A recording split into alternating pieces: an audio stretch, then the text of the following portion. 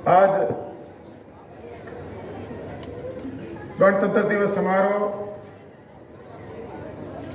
के उपलक्ष्य में यहाँ मौजूद श्री जगदीश चोपड़ा जी, पूर्व ओएसडी, श्री सुरेंद्र मल्होत्रा जी, श्री नंदन बेनीवाल साहब और आदर के योग्य स्वतंत्रता सेनानी व उनके परिवार,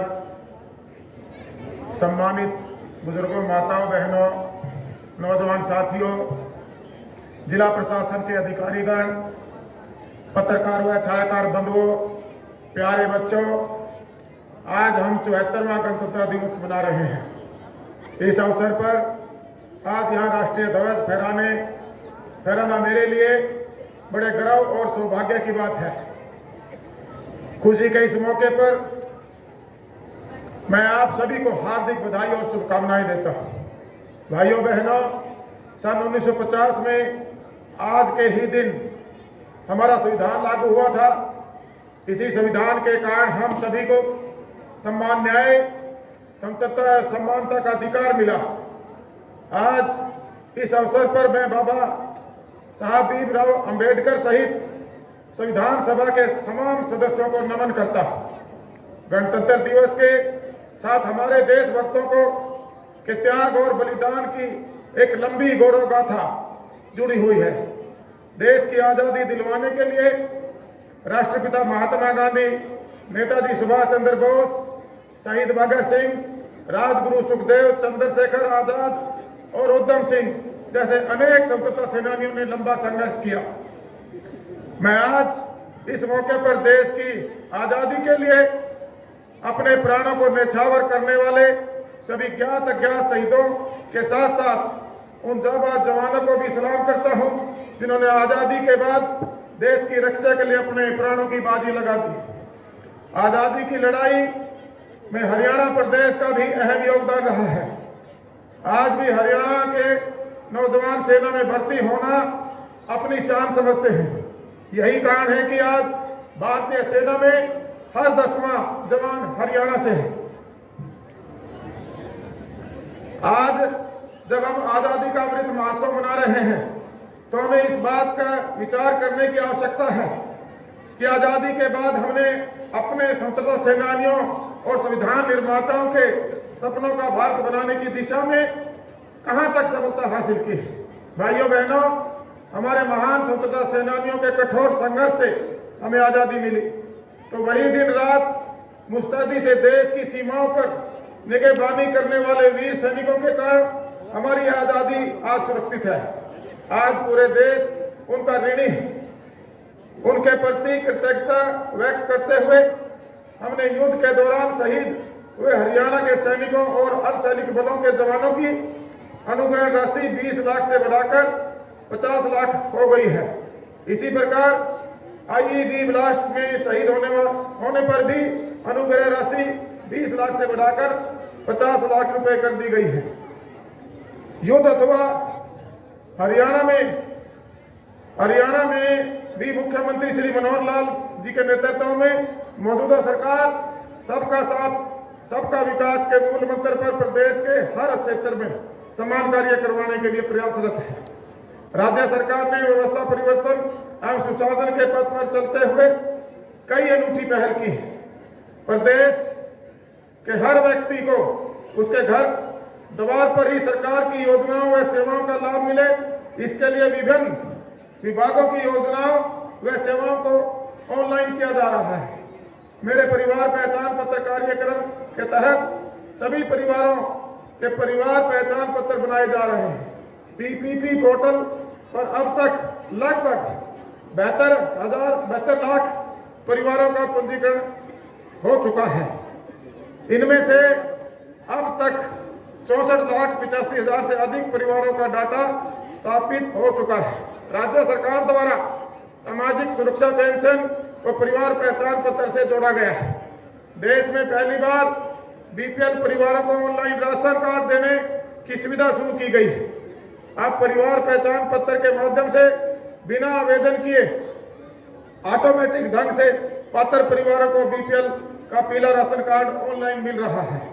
प्रदेश के सबसे गरीब परिवारों का जीवन स्तर ऊंचा उठाने के लिए मुख्यमंत्री अंत्योदय परिवार उत्थान योजना चलाई जा रही है।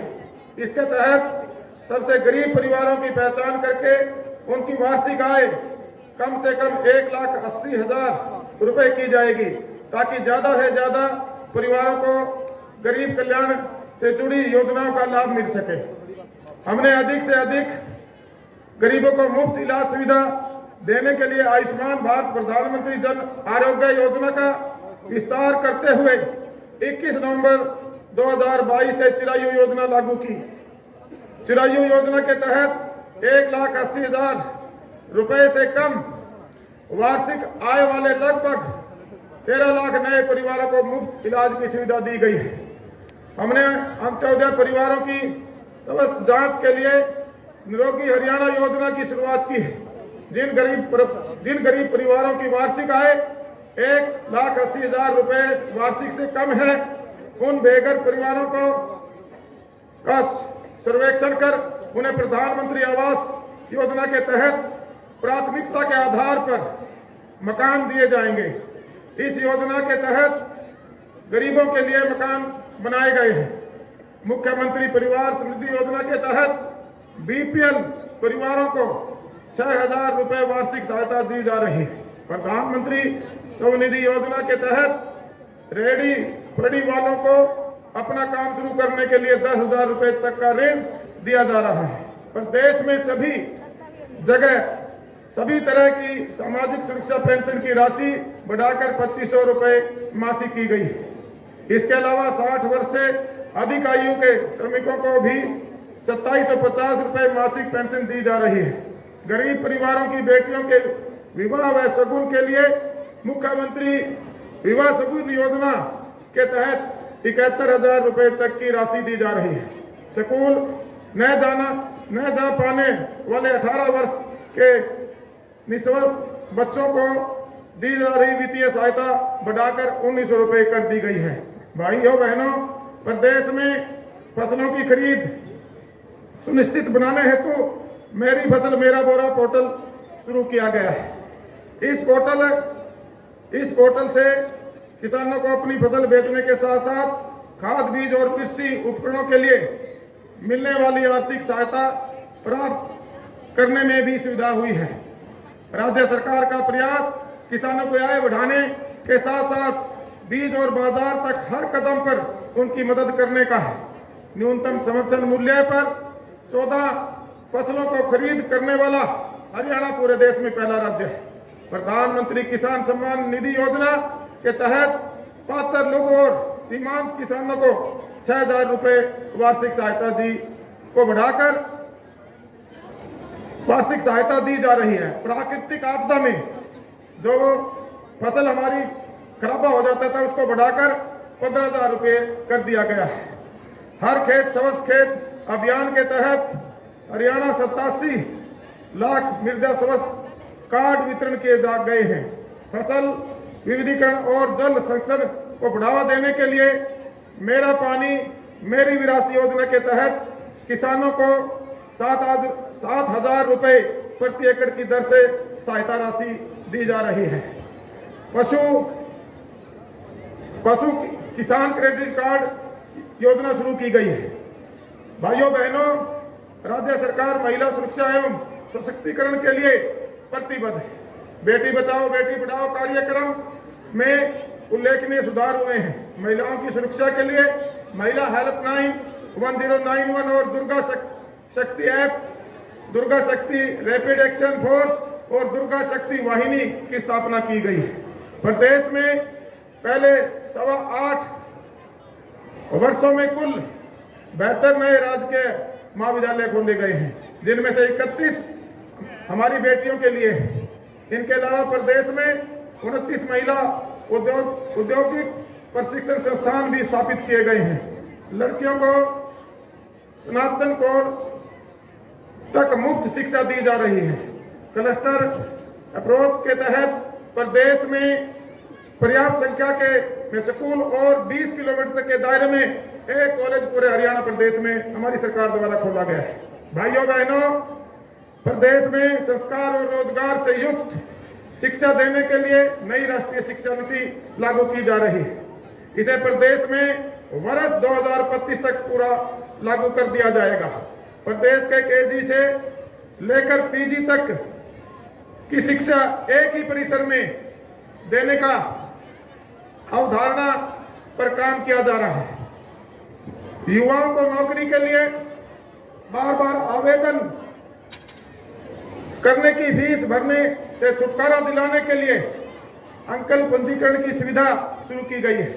बार बार प्रतियोगी परीक्षाओं से निजात दिलाने के लिए कॉमन पात्रता परीक्षा का प्रावधान किया गया है। पिछले दिनों ग्रुप सी के लिए यह परीक्षा भी आयोजित की गई है। प्रदेश में से जुड़ी सरकारी सेवाओं में ठेका प्रथा बंद करने के लिए हरियाणा कौशल रोजगार निगम सरकार के द्वारा बनाया गया है। भाइयों बहनों, हमारे खिलाड़ियों ने ओलंपिक व अंतर्राष्ट्रीय प्रतियोगिता में पदक जीतकर देश व प्रदेश का नाम रोशन किया। गत वर्ष जून माह में हमने खेलो इंडिया यूथ गेम्स 2021 का सफल आयोजन किया है। यह सब हमारे खिलाड़ियों की लगन व मेहनत और सरकार की खेल नीति का सुपरिणाम है।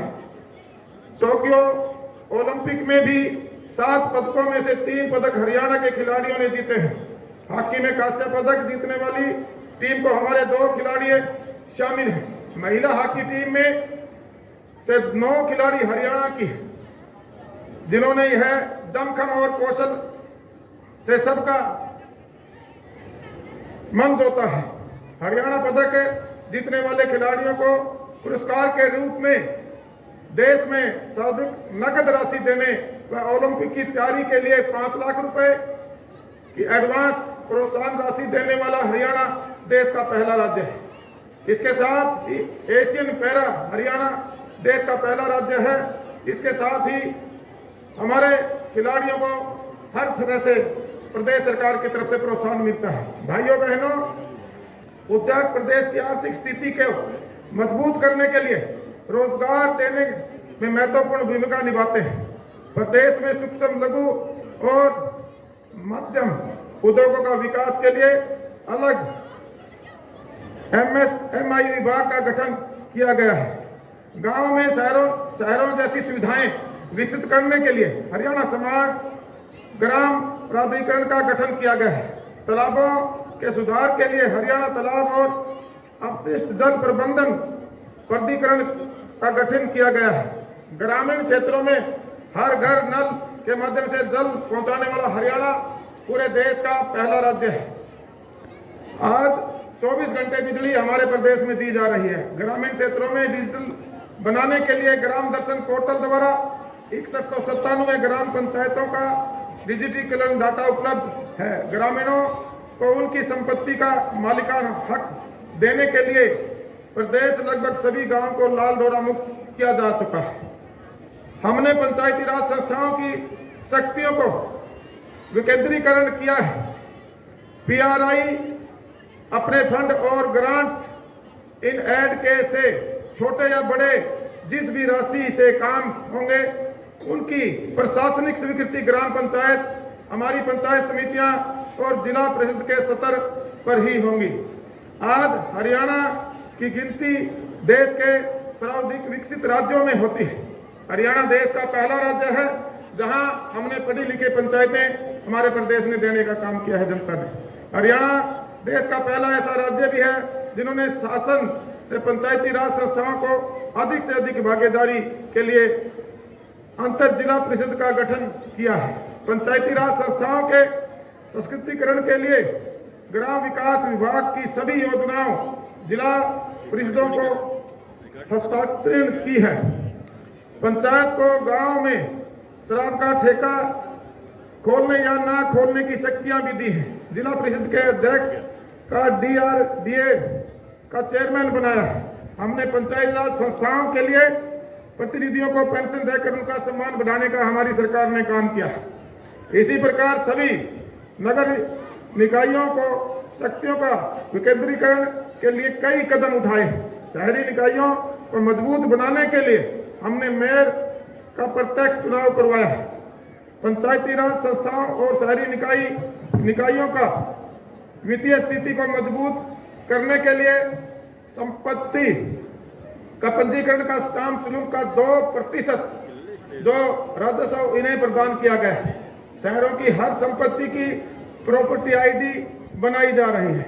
व्यापारियों की समस्याओं के लिए समाधान के लिए हरियाणा व्यापारी कल्याण बोर्ड का गठन सरकार के द्वारा किया गया है। कहने का भाव साथियों यह है कि आज हमने प्रदेश की नई व्यवस्था बनाकर लोगों में नई उम्मीद जगाने का काम हमारी सरकार ने किया है। हमने माननीय प्रधानमंत्री नरेंद्र मोदी जी के ओजस्वी मार्गदर्शन में और हमारे माननीय मुख्यमंत्री श्री मनोहर लाल जी के कुशल नेतृत्व में सबका साथ सबका विकास के मूल मंत्र और पंडित दीनदयाल जी उपाध्याय जी के अंत्योदय के दर्शन पर चलते हुए प्रदेश की तस्वीर बदली है, लोगों की तकदीर बदली है। प्रदेश की आर्थिक, सामाजिक और राजनीतिक संस्कृति में बड़ा बदलाव किया है। सम्मान, विकास, जन जन के कल्याण और भ्रष्टाचार मुक्त व्यवस्था और के माध्यम से प्रदेशवासियों को एक नए विश्वास का एहसास कराया है। आज हरियाणा के लोगों की आशाएं व आकांक्षाएं फलीभूत हो रही हैं। समाज के हर वर्ग के कल्याण, उत्थान और प्रदेश के हर क्षेत्र के सम्मान विकास की बहुआयामी नीतियां लागू की गई है। विकास के लाभ अंतिम पंक्ति के बैठे व्यक्ति तक पहुंचाने के लिए हमारी सरकार वचनबद्ध है, प्रतिबद्ध है। अंत में मैं आप सभी को गणतंत्र दिवस की पुनः बधाई एवं शुभकामनाएं देता हूं। आइए राष्ट्र स्वाभिमान के मौके पर हम देश व प्रदेश के नव निर्माण में अपने पूर्ण सामर्थ्य से जुट जाने का संकल्प लें, ताकि हमारा भारत एक बार फिर वही भारत बन सके जिसे गौरव और वैभव की कहानियां हम अक्सर सुनते आए हैं। साथ ही हम सब एक बार फिर से राष्ट्र की एकता व अखंडता को बनाए रखने के लिए संकल्प दोहराएं।